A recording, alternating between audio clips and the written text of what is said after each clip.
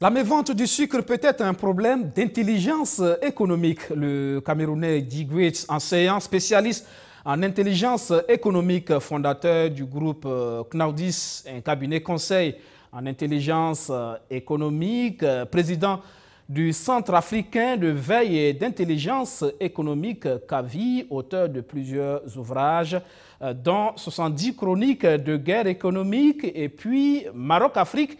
Ils ont trahi le roi. Digwitz est à Ouagadougou dans le cadre du forum Rebranding Africa. Bonsoir, bienvenue sur ce plateau du 7info. Bonsoir, merci beaucoup pour votre chaleureux accueil. Je suis ravi d'être au Burkina Faso. Alors, vous l'avez vu tout à l'heure, ce sujet sur la filière sucre au Burkina Faso, victime de mévente, c'est pareil pour les huileries. Ça, c'est un sujet d'intelligence économique? C'est un vrai sujet d'intelligence économique parce que, vous savez, cette activité entre en ligne de compte précisément au profit et lorsque nous sommes en situation des acteurs qui souffrent de la compétition, qui souffrent d'une concurrence de plus en plus exacerbée, c'est précisément à ce moment-là que l'intelligence économique entre en ligne de compte pour s'interroger sur le pourquoi et le comment de la situation à laquelle on est en train de faire face d'une part, et d'autre part, surtout, s'atteler à fournir des solutions aux acteurs économiques qui en sont victimes afin de sortir de ce qui apparaît aujourd'hui visiblement comme un cercle vicieux. Parce que c'est bien ça, hein, l'intelligence économique. On parle de business intelligence pour les Britanniques, competitive intelligence pour les Américains, intelligence économique pour les Français, et ça est récent d'ailleurs. Là-bas, on parle de 1994.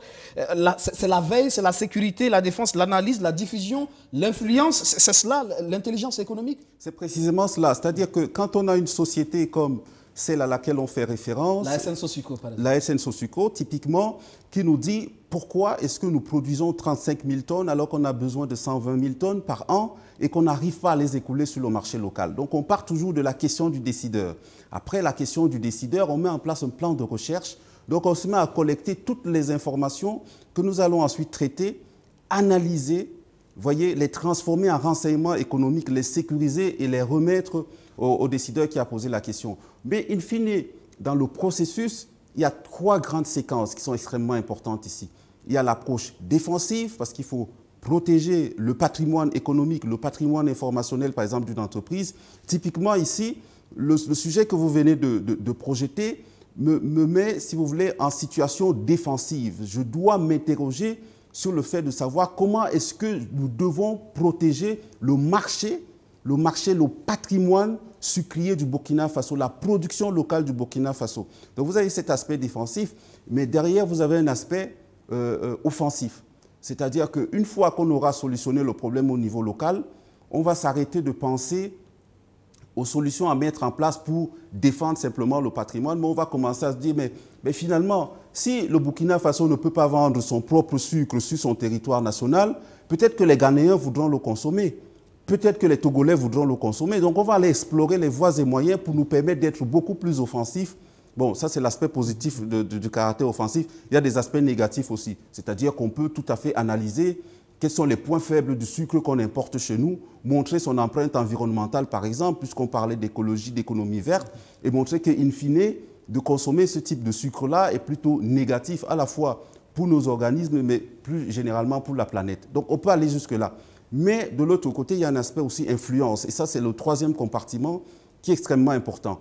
Les consommateurs aujourd'hui, au-delà d'être convaincus de la pertinence d'un produit, de la qualité de ce produit, il faut les aider à s'approprier ce produit-là. Donc, ça passe également par de la pédagogie.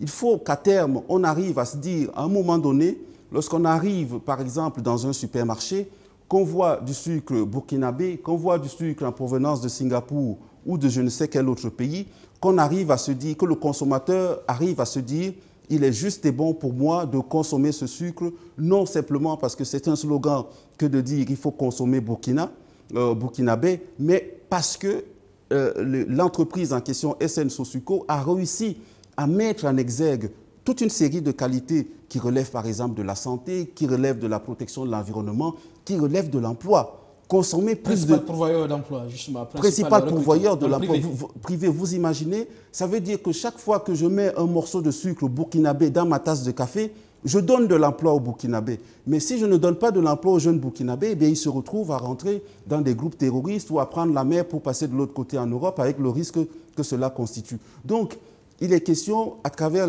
une approche d'influence, de sensibiliser les parties prenantes, les populations, pour nous dire on ne consomme pas seulement le sucre pour sucrer la tasse de café, mais aussi pour donner de l'emploi et, ce faisant, pour construire un meilleur vivre ensemble. Et c'est peut-être cela qui manque à l'Afrique, c'est l'influence sur le consommateur. Alors, pour l'Afrique, justement, et l'Afrique dans tout ça, l'intelligence économique, a-t-on une intelligence économique africaine?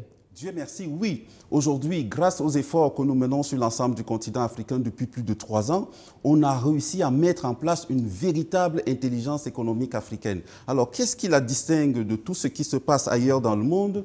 Eh bien, c'est 2 choses. La première chose qui relève du constat, c'est de se rendre à l'évidence que l'intelligence économique et la veille, telles qu'elles sont pratiquées, ces activités-là, à l'international, notamment dans les pays industrialisés, est essentiellement exposé à la numérisation des données.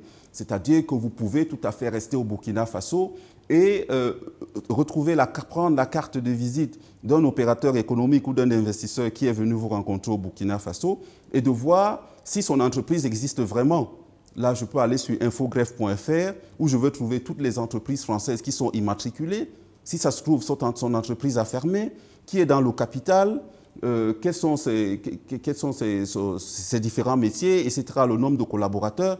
C'est une information à laquelle on peut accéder ici, maintenant, sans avoir à bouger, sans aller en France. À tout le contraire de ce qui se passe sur le continent africain. L'opérateur économique qui est situé aux États-Unis ne sait pas vous dire avec exactitude, sans venir sur le terrain ou mobiliser le renseignement humain, si telle ou telle entreprise existe vraiment. Si ça se trouve, c'est une entreprise dans la mallette, qui n'est pas immatriculé, qui ne paye pas ses impôts, qui n'a pas de collaborateurs fixes, etc., etc.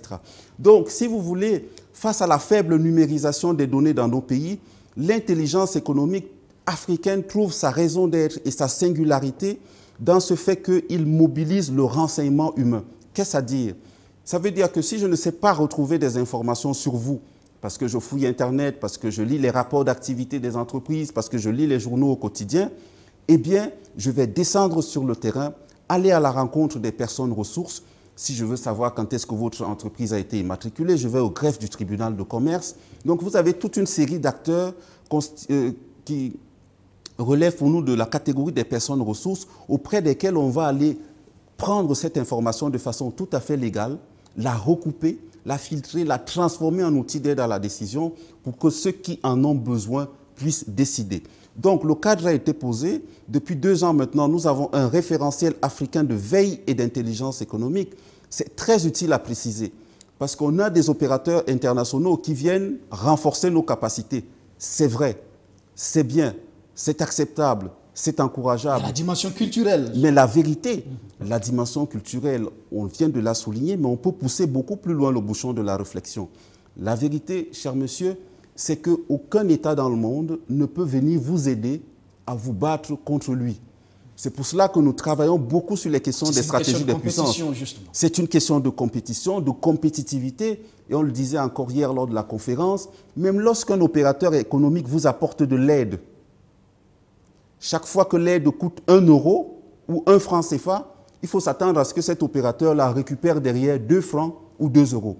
Donc c'est tout à fait fondamental. D'où la nécessité pour nous, ça a été le premier mouvement, d'aller trouver ce que les autres font de meilleur, de récupérer, c'est ce que nous appelons le benchmarking des bonnes pratiques. Nous sommes allés récupérer ce qu'ils font de mieux, ce que Cheikh Hamidou Kane appelait l'art d'aller voler le feu au ciel. Nous sommes allés récupérer ce qu'ils font de mieux, nous l'avons adapté à nos réalités. Aujourd'hui, nous sommes en position de force, nous avons les capacités de formation, de former nos propres soldats de l'économie qui sont capables d'affronter les autres. C'est cela le défi justement, la formation de ces jeunes Africains en intelligence économique, surtout une formation endogène surtout. C'est effectivement cela. Alors, bien entendu, nous avons gardé la porte ouverte à des expertises internationales. C'est absolument indispensable. Il est vital pour nous de comprendre les matrices culturelles des autres pays avec lesquels nous sommes tantôt en coopération, tantôt en compétition, donc in fine en coopétition permanente. Donc, garde la porte ouverte, mais fondamentalement, le noyau dur, le cœur du réacteur consiste à former nos acteurs à nos propres réalités et surtout fondamentalement à nos propres défis. Les défis de l'économie du Burkina Faso ressemblent aux défis de l'économie malienne, aux défis de l'économie ivoirienne, peu ou prou, mais certainement pas aux défis de l'économie britannique ou de l'économie allemande. Donc on a nos propres réalités, on a nos propres contraintes qui font qu'on doit former une intelligence économique africaine, des ressources en intelligence économique africaine qui soient propres à nous, qui soient, comme vous l'avez dit fort opportunément, endogènes. Dans la synergie pour faire face effectivement à toutes ces autres intelligences extérieures, parce qu'on est là dans une guerre économique ou de domination économique de ces puissances sur le continent. C'est une véritable diplomatie économique qui est là. C'est une diplomatie économique. On pousse même le bouchon beaucoup plus loin pour parler de guerre économique. Quand est-ce que tout cela a commencé? Nous sommes en 1989, il y a la chute du mur de Berlin, donc c'est la fin des affrontements Est-Ouest. Et les anciens, par exemple, qui travaillaient dans les services de renseignement, soit du bloc occidental ou du bloc soviétique, se retrouvent au chômage. Leur travail au quotidien, c'était de voir ce qui se passe de l'autre côté du mur. Ils se retrouvent au chômage et c'est là où les multinationales occidentales qui sont en train de partir à la conquête des marchés internationaux, dont notamment les marchés africains, les marchés asiatiques, etc. Ces multinationales se disent, mais on a des gens qui sont des experts en matière de collecte du renseignement au quotidien, on a des analystes chevronnés, il ne faut pas les laisser au chômage, il faut les amener dans le monde de l'entreprise. Et c'est là où, pour la première fois, on a vu le transfert du savoir-faire du monde du renseignement militaire vers le monde de l'entreprise. Donc, c'est là où ces acteurs-là sont venus et ils ont densifié l'activité, l'agressivité, ils ont exacerbé l'agressivité de ces acteurs économiques qui sont aujourd'hui dans des marchés matures. Vous voyez, les marchés occidentaux aujourd'hui sont des marchés matures, les possibilités de croissance sont de plus en plus faibles, voilà pourquoi on tend à diversifier avec de nouveaux concepts, etc. Les marchés à conquérir, chers messieurs, c'est les marchés africains. Depuis que Michel Camdessus l'a dit fort opportunément, l'Afrique est la nouvelle frontière de la croissance mondiale.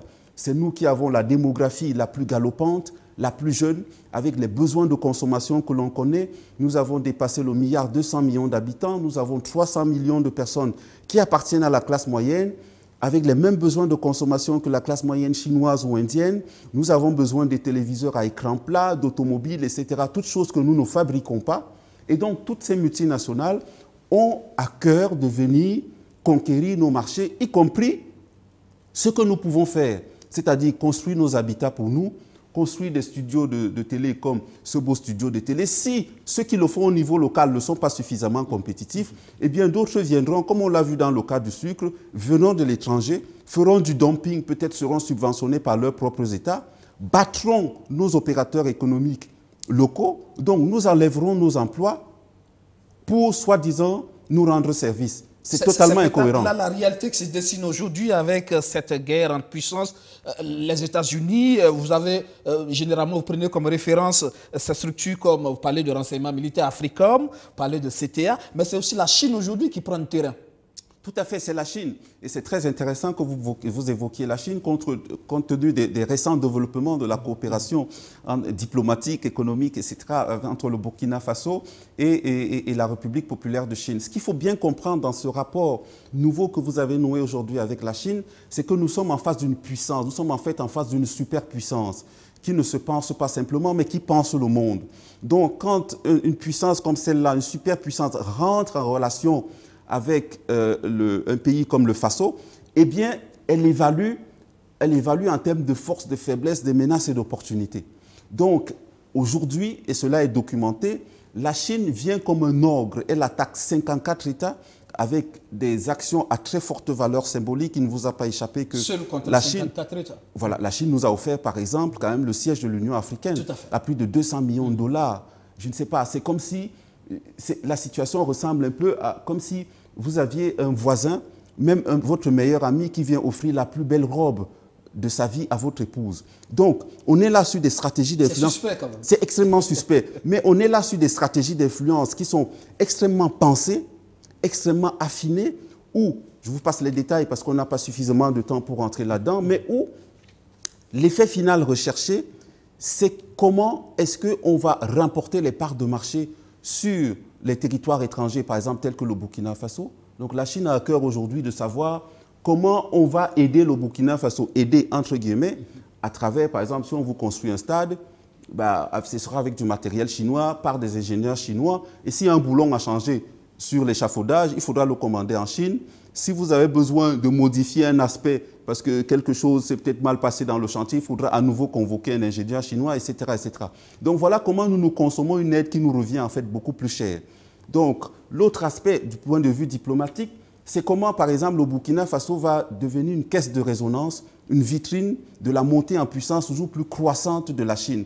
Donc on doit être conscient de cela et se dire, voilà la posture d'une superpuissance qu'on a en face de nous, qu'est-ce qu'il y a lieu de faire in concreto pour parer à cela? Parce que nous restons sur la scène internationale, nous restons amis, nous coopérons, mais il ne faut surtout pas être dupes. Et aujourd'hui, nous sommes suffisamment mûrs, nous avons l'art du discours, place à l'action. Et à l'anticipation aussi, c'est ce que nous ne savons pas. À l'anticipation, et c'est bien que vous souleviez cet exemple, parce que j'ai des amis qui ont fait partie, par exemple, de la délégation du Burkina Faso lors du dernier forum qui a lieu en Chine, et certains ont été surpris de l'accueil qui leur a été réservé là-bas. Alors que l'anticipation aurait consisté à se demander comment d'autres pays qui ont déjà été reçus en Chine, comment d'autres délégations ont été reçues, comment elles se sont comportées, quelles étaient les précautions à prendre, comment négocier avec les Chinois, comment communiquer efficacement avec les Chinois. Ce travail aurait pu être fait.